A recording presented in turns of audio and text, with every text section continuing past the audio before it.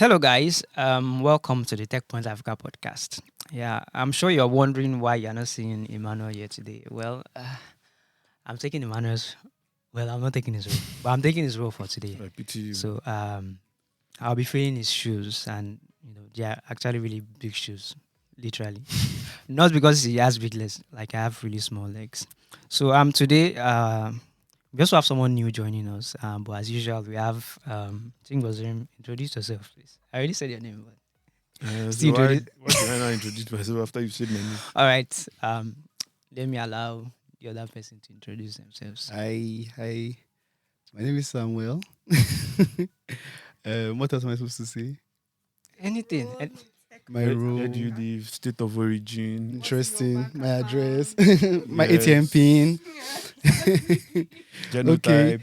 Yeah, my name is Please. Samuel. I do marketing stuffs Okay. here at Techpoint. Are you glad to be here? Are you happy to be Yeah, here? it's exciting. I've always observed from behind the scenes, so it's nice to be in front. Yes, it's also nice to be, to be where Emmanuel usually sits, but now I'm realizing how difficult the job is. It's it's not as easy as big ups to Emmanuel. It makes it look very easy. But yeah. So even though Emmanuel is not here today, we'll try and keep things alive and as interesting as they usually are. So, like we usually do, we are talking about tech stories from all around Africa, and sometimes those outside Africa, but somehow affect us. For example, Threads, right? Threads is the new platform by Meta that's supposed to rival Twitter. They had a very big launch. I think just 5 hours after the launch, they had like 30 million signups. And then after 5 days, they had over 100 million signups. I mean, that was really huge. Yeah, but I think the momentum has slowed because we recently heard that daily active users have dropped by, I think, 20%. When was the last time you opened your Threads app, Samuel? It's been days. It's been days, and even this week, I don't think I've opened this more than 3 times. Interesting. Yeah. Chingazere. I think that will be Friday when we were discussing it at Beach Friday. Mad. So, but you open Twitter every day. Okay. I think almost every day. Yes. Almost every day. No.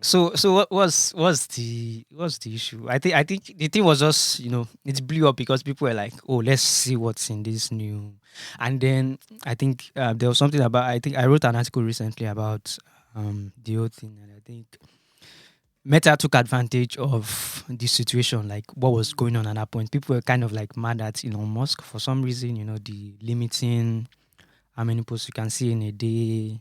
Um, so many other things that people were mad about. And do you really think, threads can, take users away from Twitter? Is that something you think can happen? Based on how you use threads, how you use both threads and Twitter. Can they take something take users away from Twitter? So by the way, we had this discussion on Friday, Beach Friday. And personally, I don't use a lot of social media platforms. So, except you're giving me something entirely different, I don't use a lot. So, for example, I probably opened my first Twitter account around maybe 2012, 2013. Wow, that's a long time ago. But I did not actively start using Twitter until 2019. I opened in 2019. I started using actively in, I think, 2021. Exactly. So spent like 10 years when I barely ever used, like maybe 2 times in a month, just go check. So some people say it's a learning curve, but I've discovered that I personally can't handle more than one social media platform properly. So even Instagram. So I have an Instagram account that I barely use. Maybe there are some people that I know that's the place they post a lot, so I just go there, I check. So except there are maybe similar cases where there's a reason why I'm going to Threads. Like I'm not following you on. Okay, so for some people, if you really want to follow them, you have to go to Facebook. Twitter is not it for them. So if that's the case, possibly. But Taking me away from Twitter now Yeah. will be really hard. I mean, same here. I like the Twitter bans, even though it gives me a headache. The violence, everything. Sometimes you just be on there for some time and It's just already familiar. So why yeah, exactly. So it will take threads some time to, and they are not just competing with Twitter; they are competing with everybody because you need for people to actually stay on your platform. You need to you are driving them from TikTok that like gets an average of, it keeps people for like 1 hour, right? So well, I'm wishing Meta all the best, wishing Zuckerberg all the best, and yeah. So let's go to what we have to talk about today. The first is we are talking about Zuckerberg's rival Elon Musk. Yes, he has taken Starlink to Kenya. Hallelujah! Thank God for that. Yeah. Who got Starlink first in Africa? I think it was Nigeria. I think so. Yeah, Nigeria got it. I mean, it's not a competition, but It is in a way. We need every win we can take right now. all right, yeah. So, but now Starlink is in Kenya. But the interesting thing about the story is, at this time when Starlink is now in Kenya, it's actually now as competition in Kenya, right? Safaricom is also launching something similar, and then it's launching it. Interestingly, it's not launching it in conjunction with Starlink's rival, like direct competitor in the US. The name is 1 second. Like I said, Emmanuel's work is hard. But AST Space Mobile. exactly. Thank you very much. All right. So the thing with this AST is they're actually doing something remarkably different from what Starlink is doing. So the normal thing with Starlink is that when you buy Starlink, you get all the gear, the router, everything, and then you connect. So you can only use Starlink when you're at home, right? But what AST is doing is they found a way for mobile phones to use satellite internet. So you stay connected via mobile, and they're actually the first company to do this, right? So it's big competition. I mean, that's basically because if you look at Africa's history when it comes to internet connection, right? Um, it didn't really get that deep until mobile phones came in. Like, the times when we had to use dial-up connection. I don't know if people are young, so you don't know dial-up connection. Okay. I mean, that was the way internet connection worked before, right? With computers, right? But in Africa, we didn't see that much penetration until mobile phones also started connecting to internet. So I think Starlink has their work cut out for them in Kenya, right? Because I mean, if I can do normal Starlink, I can now connect to my phone, which is basically what EST is doing. That is a total game changer. What do you guys think? You think Starlink can survive AST? It's something as innovative How are as they this. doing? How is AST doing in the US? Very good question. Very good question. And I will reiterate, right? I will reiterate how difficult Emmanuel's job is. In other words, you don't know. But really, Yeah. if it would depend on how much progress they've made. I mean, There's a Elon Musk hype, but maybe there's a reason why we don't hear them a lot. But really, if ASC isn't doing like remarkably well in the US, where there are more smartphones, and there are more smartphones basically. If it's not doing very well there, then I'm not holding out hope that it would be much of a game changer in Kenya. So yes, Kenya has like really good smartphone or mobile phone penetration, but I mean, it's not like they're just competing. Does the average African care about satellite internet? We don't. What we really well, want is well, do we do okay? Here's the thing, right? Satellite internet has a lot of potential in Africa, especially for places where they are not connected yet. They can be connected easily. But the argument now is how those people who don't have that connectivity,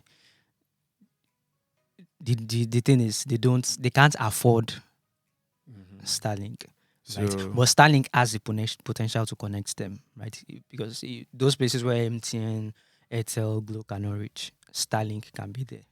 but Right? then those people can't afford Starlink. That's the So it's issue. basically a is it chicken and egg situation that they call it. They need Starlink, Mhm. but they can't afford it. Because I think I've So been seeing a couple of tweets, maybe from people who it's already in available, like Starlink is already available in Kenya, right?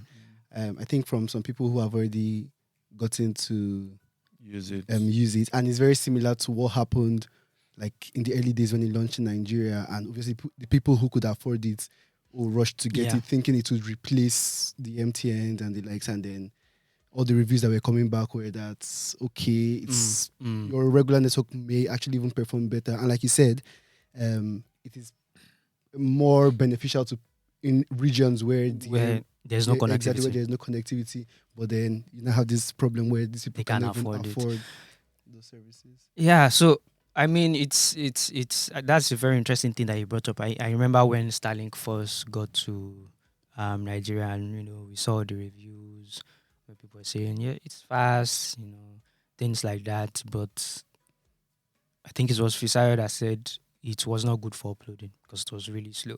So his MTN 5G was actually better, right? You get to some places. I think I've been to places in Lagos where I'm getting up to over 100 megabytes per second speed. And Starlink, I think Starlink in Nigeria right now, it won't give you more than 250, I think. It won't give you more than that. So, but some of the people I spoke to, they actually prefer it over the normal mobile network that we have now. Are people who live in, like, I know a guy, you saw this tech bro that just likes to stay in all these secluded places and like do their work. So he says it's good for him because where he is, the network isn't that good. So Starlink is like awesome for him. So this, I think that it's probably going to be a key selling point for AST, right? AST Space Mobile. That's the company Safaricom is working with to provide satellite internet. So it's going to be a huge selling point for them if I can afford, if they can make it affordable enough. That's because you can already use it with your mobile phone, right? That eliminates the cost of getting a lot of things Starlink wants to give you. Starlink wants to give you the dish, they want to give you the router, all those things. So definitely cost is coming down, right? So Okay, will this one not necessarily need all those setups before you can? I mean, it's connecting directly to my mobile phone, Okay. so may not need all the setup, Okay. right?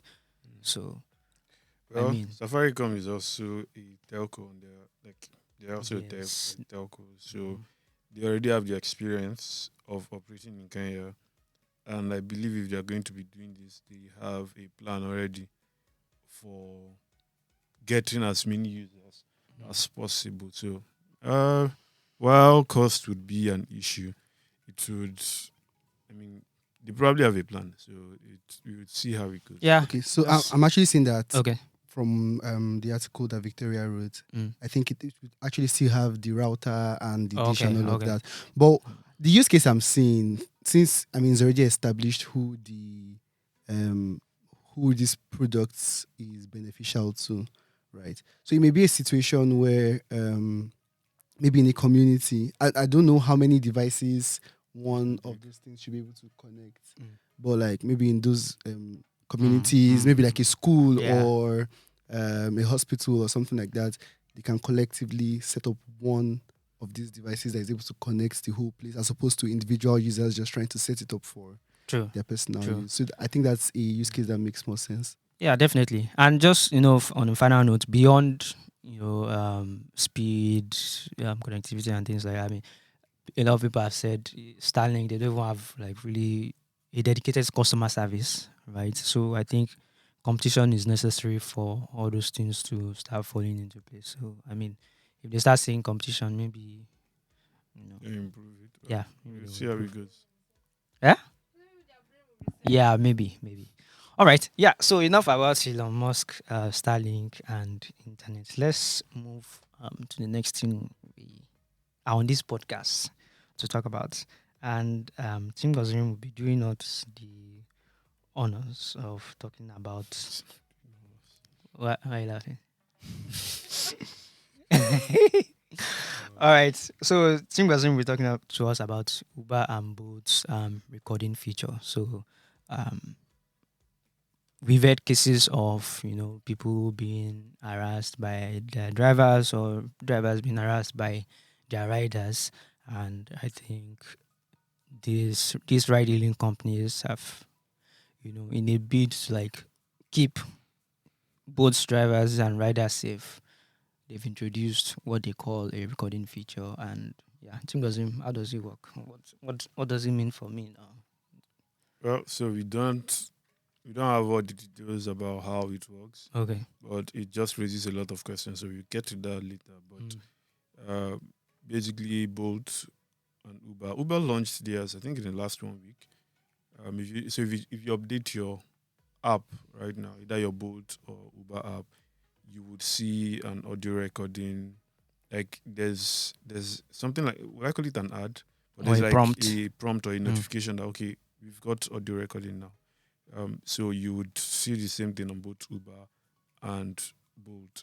And the idea behind it is, like you mentioned, to reduce safety or to reduce incidents where riders or drivers get hurt during trips. Mhm. So for Bolt, we are told that it can only be turned on during trips. So after trips, you can't have the audio recording feature. Mm. But for Uber, it's not yet very clear whether it's going to be turned on only during trips or after trips, or whether I can leave. You need it after a trip. Will it be necessary? Yeah, so maybe for the driver, a driver can leave it on throughout his trip.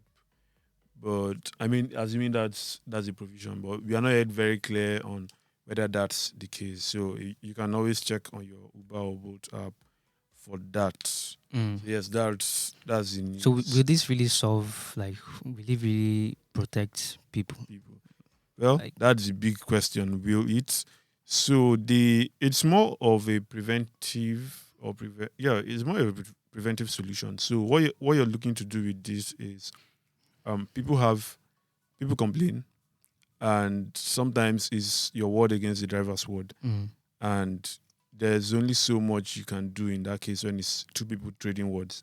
So now you have like evidence. So if I make a claim, Mm. because we've seen cases where a driver is accused of harassing a client, and the driver comes out to say, "No, I didn't harass you. You were the one who harassed me, or you were the one who was being disrespectful, and I responded." We've seen a lot of cases like that, and had drivers share their experiences. And in a case where it's your word against my word, it's just messy. Because Okay. if I'm the one who is having to mediate, I'll just leave the two of you to fight, because it doesn't make any sense for me to Yeah. try to decipher who's telling me the truth, who's lying, who has more incentive to lie, and all of that. So So now we have a recording. now we have a feature that at the very least does that. But it also throws up a lot of other questions. So we've had cases where safety issues were reported, or users claim to have reported safety issues or concerns to Uber or Bolt. But when that happened, nothing was done. Right? Nothing at all was done. Some of them were directed to go to the police. In cases where it was either a robbery or a rape, we've had them being told to go to the police that this is a matter that they cannot handle. So this means if you're going to be redirecting them to a third party to do the work of maybe getting some resolution, then I don't know, would people trust this? Although, to be fair, it also means it could help help the security agencies to do their work, So they because are, yeah. it would no longer be your word versus my word. You would have some evidence for that. So that's one way it could solve the problem. There's also the possibility that the data, we don't know how the data would be used. So on Uber, it says that you and the driver have the ability to record your trip, Okay. but Uber only accesses this recording if you ask them them to to. maybe review an incident. If you report an incident and say they can review it, that's the only time they can, what do you call it, that they can access this audio. But interestingly enough, whether you ask them to review or not, you cannot access the audio. So I can't hear what was recorded. exactly, you can't hear what was recorded. You basically don't know what happened, assuming you forgot a lot of the details that took place. So except you just can't, like, you don't have access to all of that. I And wonder what's the rationale behind that was. well, I haven't gotten a response from Bolt or Uber yet, but I'm trying to think about what the rationale could be, because I still can't find any. I mean, there could be a couple of things. So it's tricky because it could go either way. Okay. And I mean, I'm not speaking for them. I don't know how they're running it, but I'm assuming. Imagine I'm able to get access to the audio after a trip, Okay. and I have some like nefarious intention. I can actually go and manipulate the audio. The same thing I said. But I think Chingbozorin pointed out that immediately after the recording, I think it's already uploaded. They already have their own like version of the Version recording. of it. Yeah. Oh, okay. So even if you're able to like download yours and then manipulate it, it doesn't really, change anything. Right. Yeah, but I mean, whichever way, I think any safety measure, whether it's to prevent or it's just something to ensure you can get justice after an incident, or Yeah. something, But it's definitely welcome. Because Yeah, it is. my only concern is, I mean, How much of an impact does it? plus it's That's definitely a it's step. it's a step up. step, I yeah. mean, obviously, yeah, it's it's a a step up. step. So it's one thing for you to bring up a solution. It's another thing for that solution to actually do what it's What you intended intended. to do. Because, for example, for you to do this, you have to do some education to let people know that, okay, we've got this. Of course, there's a work that the media does in helping people know.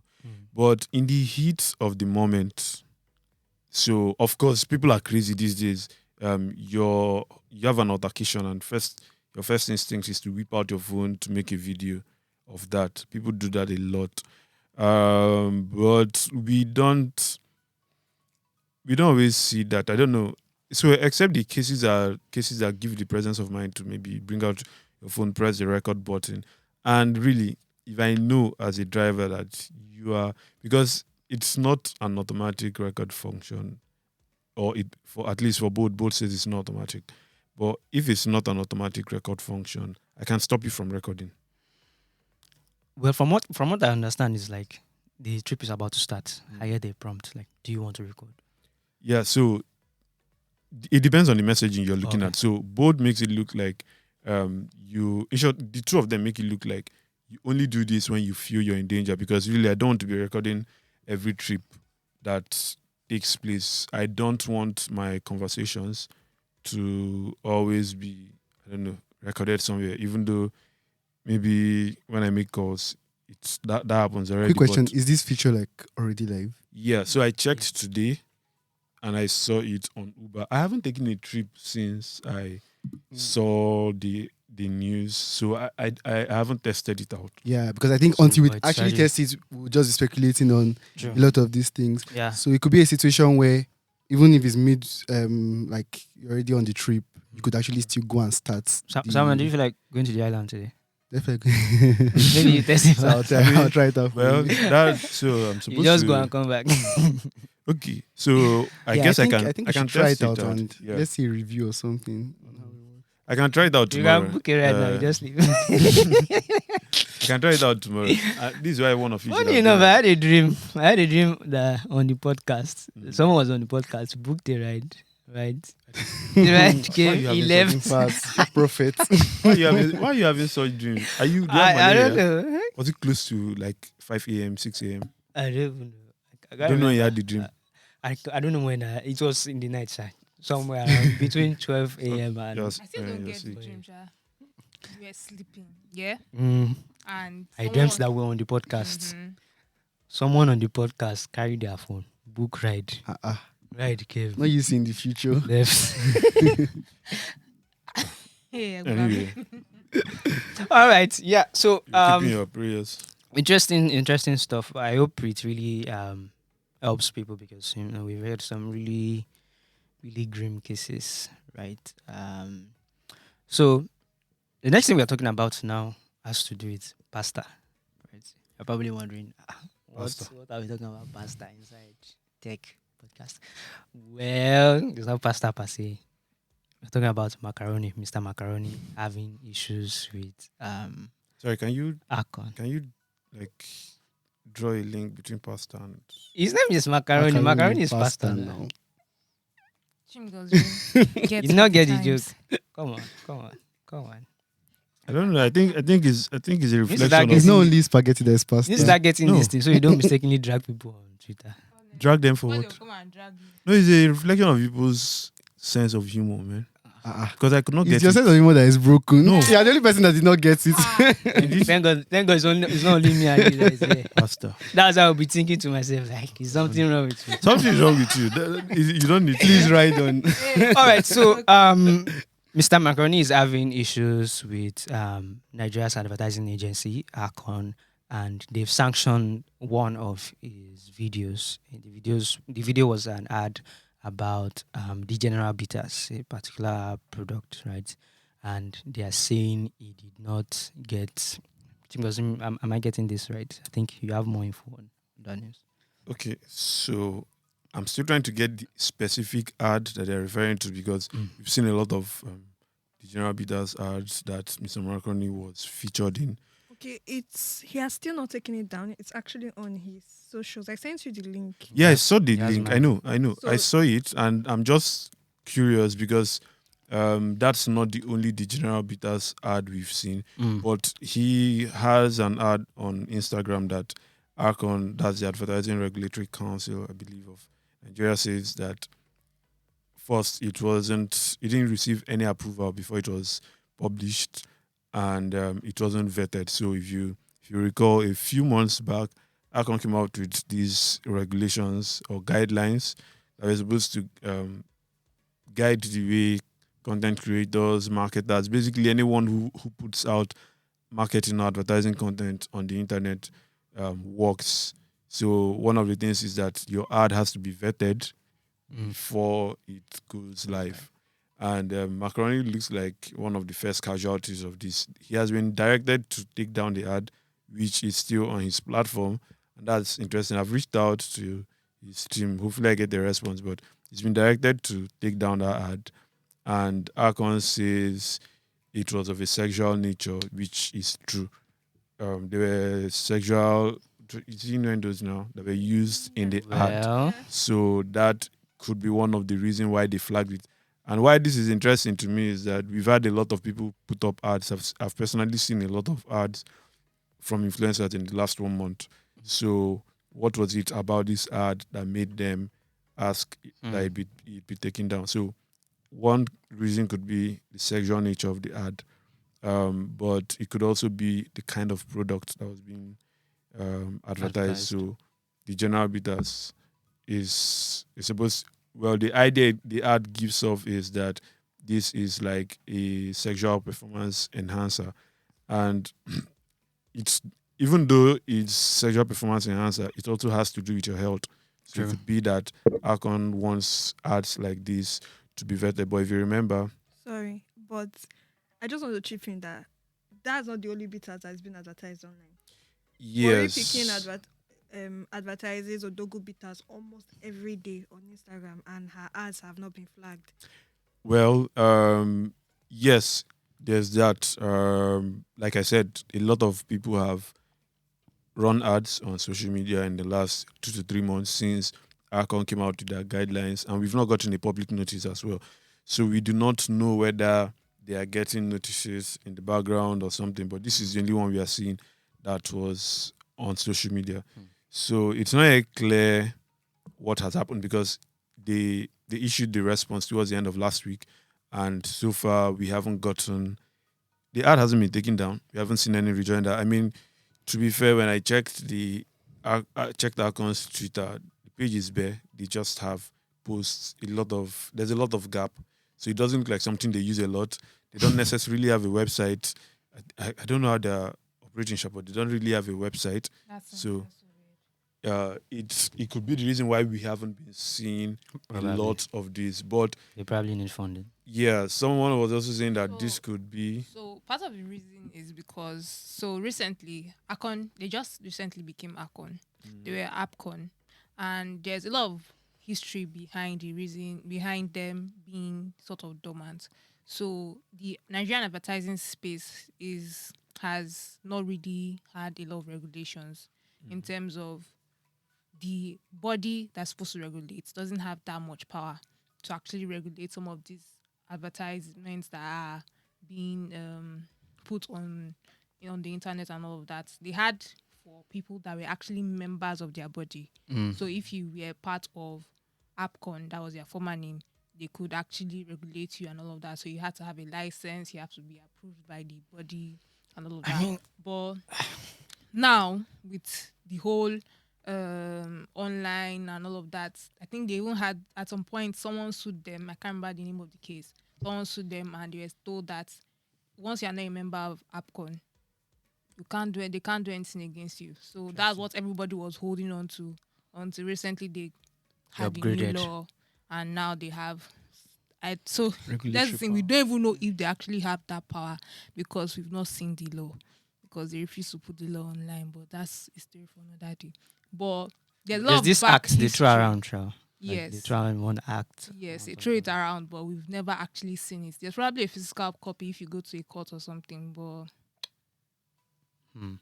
A law for digital So, content that is Samuel, available. you had the social media. Yeah. What does this does it really make sense to like start vetting the people's start vetting ads? Does it make sense? Is it possible? Like, how many ads even go out? Like, how many videos, all these skits that are ads go out like on a daily basis? I How many think does my- ARCON, that their website is not even complete yet, want to vet? Do you get my initial reaction? I mean, this whole stuff started. It was not like December of 2022. That was when we Yeah. started hearing a lot of things about. Initially, I just never even took it seriously because it's like, okay, one of these people trying to, one of these bodies trying to seek relevance again and stuff. Then over time, the whole renaming themselves, and then they now have an act that is backing up their actions and everything. I think initially was okay. At the point, the questions I just had was like, how practical is this? Exactly. How practical it is this? How many ads or skits do you want to keep track of? Do you even have like let's assume maybe they are tech enabled and they have a system that is flagging it based on maybe some keywords or some things being displayed, which I really doubt if they do. But like, how do you actually want to keep track of this to be able to like enforce this at scale? Or is it a matter of you just want to fish out some scapegoats every now and then? What is the motivation behind it? Is it because you just want to make some extra money and all of that? That's on one hand, right? But when you actually look at it on the other hand, you kind of see why something like this may be necessary, because quite frankly, a lot of the content that gets that you see online like leaves you asking asking questions. Yeah. So let's even talk about the maybe on the small creator that nobody knows, or just individuals doing stuff on their personal pages. But like, there are some organizations that like in this case now, the General Beaters, right, is a registered organization, and then they're trying to do an advert. And if they were going to do that advert on a billboard, right, they likely would have had to pay True. to have True. gone through the vetting and pay some fees and all of that. But doing it on social media, maybe they kind of got to bypass that. And then the content like they are putting out and everything, I mean, a lot of these things are subjective. So some people, they're like, there's no big deal about it. But I guess these bodies are the ones that get to determine like, okay, since this is something going to the mass audience, how do we make sure that it is safe enough for everybody, regardless of maybe age and all of that? So in a way, you can see why, okay, it may be necessary to keep an eye on some of these things, especially for the people who actually have this influence, who have a large this thing, following, reach, and all of that. But at the same time, you're also looking at it and like, how practical is it, and so on, yeah. So, to chip in, is now on that question is this a matter of ads now? They just want to keep track of advertising content, like advertisements and stuff, or generally, even if I'm doing a skit organically? Well, they are the advertising council, so I'm guessing their focus is on any content at all that advertises a product. Okay. So that's it. But to what you were saying, so it's interesting. Yesterday, I think I saw one story. I think the UK they've started making moves to regulate content marketing. Interesting. So content marketing is supposed to fly under the radar. You're not supposed to know it's content marketing, but now they want to regulate it. So, we're always bashing Nigerian agencies, but really, what could be the reason behind this? But more to our own situation now.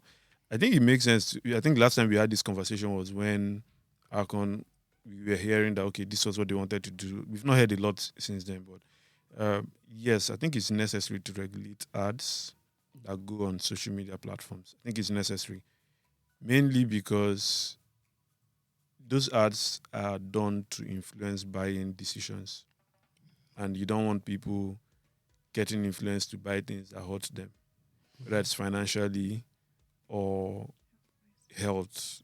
You don't want people getting that, even being misled. So that's important. But sorry to cut you short. So I just quickly went on one of these influencers' page to like look at one of their ads.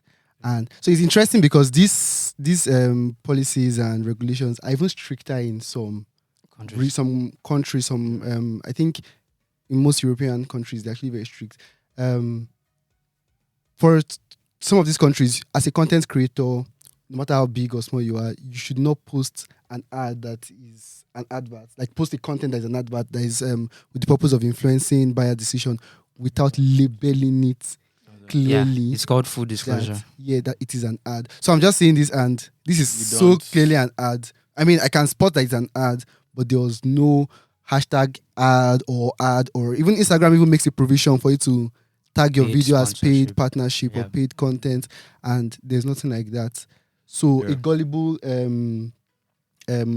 or unassuming person rather may not know that this has been paid for. Yeah, and there was a situation like that in the US where I think it was Kim Kardashian she was talking about one cryptocurrency like that for people to invest in, and then they invested and then they lost money, and they looked at the ad and they were like, okay, you didn't tell people that it was an advert, that you got paid for it. I think some countries even say you must tell us how much were you paid. So if I know how much you were paid, I know how much you are willing to sell me nonsense because they paid you good money. I imagine and she was paid $1 million for the imagine with things like health related stuff for everybody's selling one organic tea or the other, even finance slimming. I don't know if you guys have been. So it's been a thing on TikTok lately. With this, I don't know if I should mention the name of the brand. There have been a lot of. You're even going too far. Like, for instance, now she's the brand ambassador for One Health Kidney. They are selling waist trainers, slimming tea, dieting programs, like the whole shebang. And what she's telling people is that this is the program she follows to keep her physique. And is somebody that we know works out. She does not necessarily need these products, but she's telling her following that to us. This is what she does, and you should do it too. For over. So these things need regulation. And I think the full disclosure thing is what can actually work. Right. Because if you want to start vetting, how many people do you want to vet? So what's even interesting is I was trying to do a little research to see if ARCON has said, okay, these are the steps you need to take. And I came across an article which I've still been unable to verify everything I saw in the article. But first of all, the council that's supposed to vet these ads, I think they are supposed to sit just twice a month. So if they sit twice a month, that means marketing departments have to. You can't just wake up today and call Mr. Macaroni up and say, Alpha, let's shoot an ad next week, Monday. Because you don't know if it's going to take another 2 weeks before they sit to determine. Because now it won't make any sense for me to go pay you, I don't know, maybe ₦1 million for an ad, and then when I've paid you, I now get to hear that the ad has been banned or something, or that it wasn't approved. So it sits twice a month. You have to get approval and a license for you to run an ad. Like the whole list of requirements. Of course, you have to pay for all of this, but the whole list of requirements that you have to meet if you're going to have any ad. And I'm just wondering what it means for content creators. Yeah, and their finances. No, I don't think it would affect their finances. The money I saw there is something. I mean, here they are charging 800K, 1 million, 500K, 400K. But will it not reduce what they are capable of doing? I mean, if they have to wait, so that may be a cost that the advertiser will be. You'll be yes. No, I'm even saying if advertisers know that if I come to Mr. Macaroni today, I know that my ad is not going out within the next 2 weeks, right? Instead of a situation where if I go to Mr. Macaroni today, I get my ad in the next 3 days, right? Will you not? That means Mr. Macaroni cannot do. If Mr. Macaroni was doing 20 yards in a month, you probably have to cut it down. So you not reduce what Mr. Macaroni would have made monthly. There's a possibility that happens, but we could also have a situation where the marketing departments who contact them for these jobs now have to work in advance. So you want an ad to go out in August, and you start from start January. From June.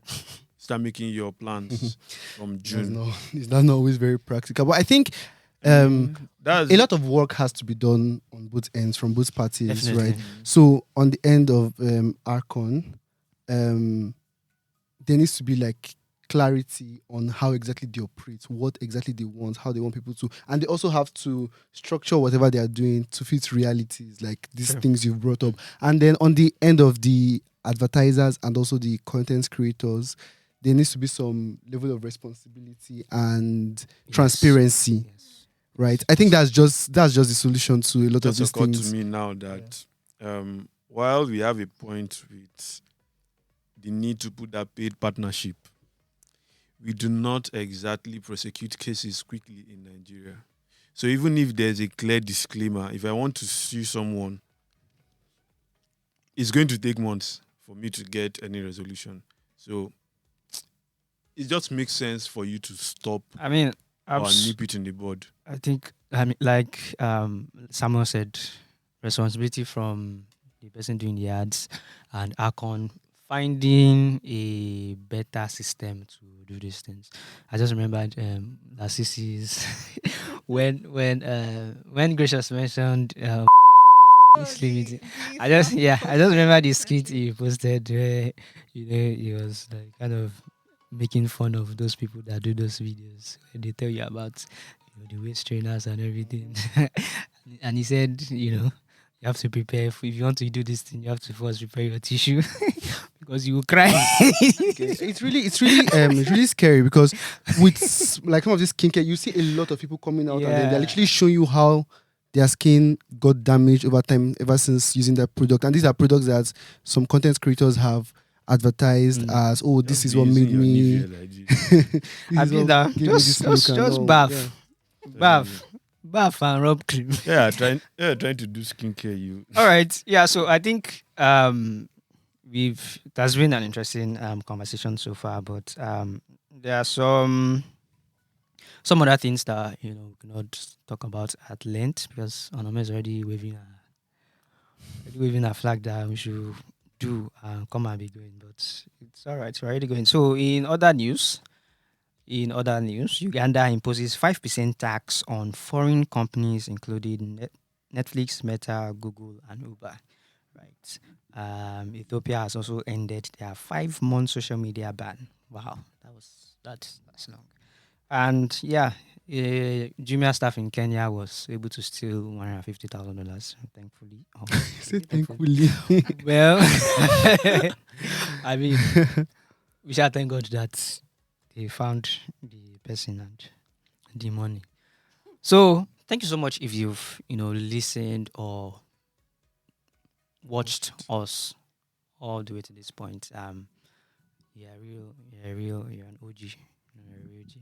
Thank you so much for that. And I hope I did, a pretty good job, with Emmanuel's, hosting this podcast. Thank you, gracious.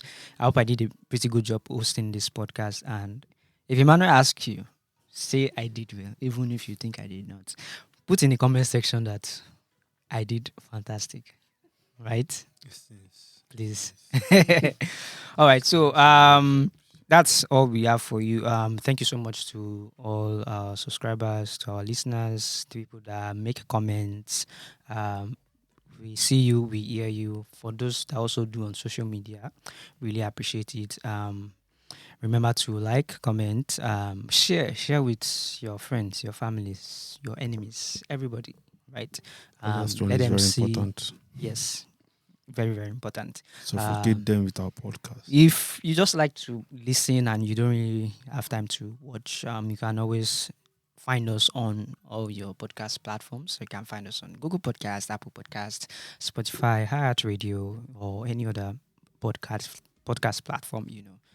So thank you to my guests for making this job easy for me. Yeah.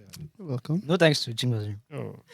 Thanks, man. Special thanks to me. The Last minutes. All right. Replacement. So we have come to the end of the podcast. Have a lovely, lovely rest of your day.